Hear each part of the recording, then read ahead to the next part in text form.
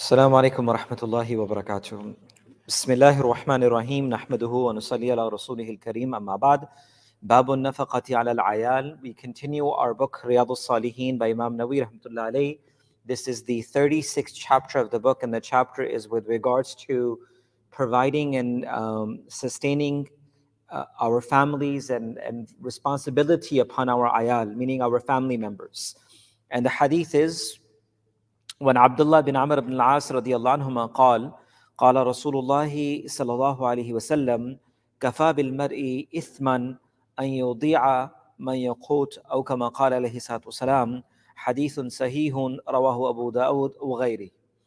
The hadith is reported by Abdullah ibn Amr ibn al-As radiyallahu anhuma, who reports that the Prophet sallallahu alaihi wasallam said, "Kafa bil mar'i."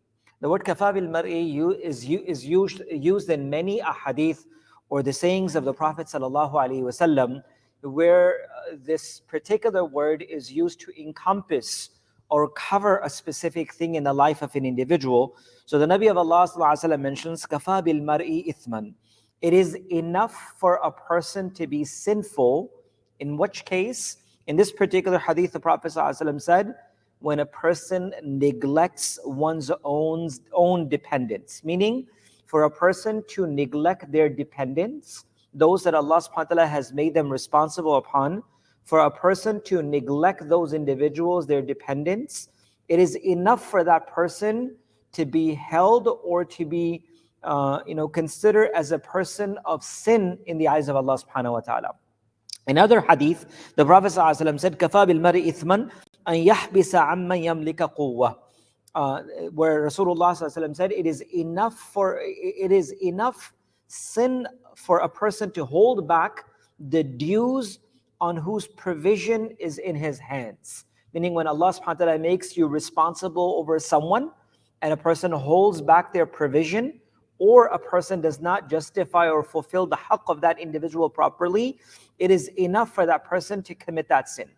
Ulama and scholars have mentioned that when the word kafa bil mar'i is usually used, it is mentioned that even if the actions of deed, which is known as the nama amal or the book of deeds, it was empty from all sins.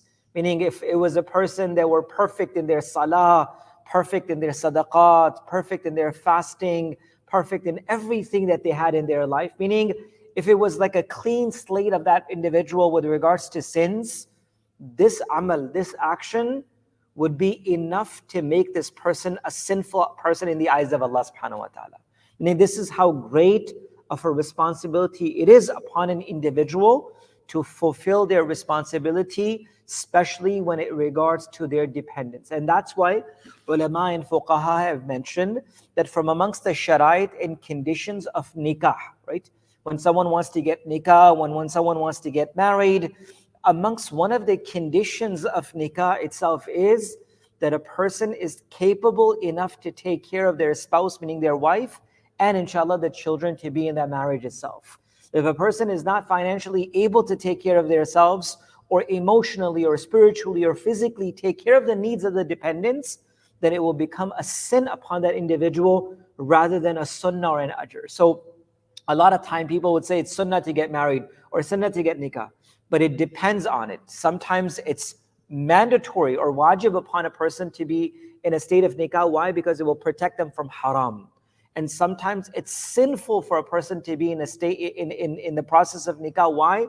Because he will not be able to either physically, emotionally, or financially take care of the responsibility that Allah places that person inside in a relationship itself as well. So going back to this hadith, Abdullah ibn Amr ibn al-As radiyallahu anhu reports, he mentions that the Nabi of Allah sallallahu alaihi wasallam mentioned that it is enough and sufficient for a person to be considered as a sinful individual if he neglects the responsibility of their dependent that Allah has put upon them. Meaning, the responsibility of children, responsibility of our wives, and of course our family.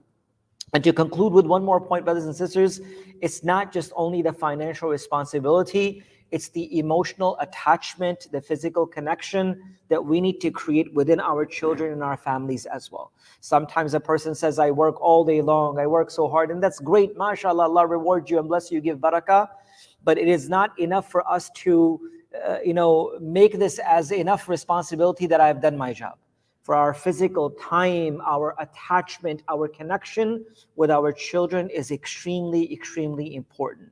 Money, wealth, finances will do a job to a certain point, but what our commitment and our time and our attachment will do to them, this is priceless. And that's why I humbly request all of us that we spend certain moments of our time, quality time with our family, quality time with our children, right? Not engage ourselves so much that we're earning for those that we have no time to spend time with those individuals. And last but not least, I read this beautiful quote somewhere. He said, blessed is that individual, blessed is that man whose children will run to his hands to grasp him, even though his hands are empty to give him anything, right? To the children, anything, right? Blessed is a person whose children will run towards his arms, even though those arms are empty to give them anything. But the children will still run towards those arms. Blessed is that individual who can give that time and commitment. So if Allah has given us wealth, then take care of our dependents in the best way possible, number one. And number two, along with the financial support that we provide our dependents, give them time, emotional, spiritual, physical, whatever it is, that commitment and time, it is very, very important that we provide our families. May Allah subhanahu wa ta'ala allow us to practice and bring this into our lives, inshallah. Subhanallah wa bihamdi, subhanakallah.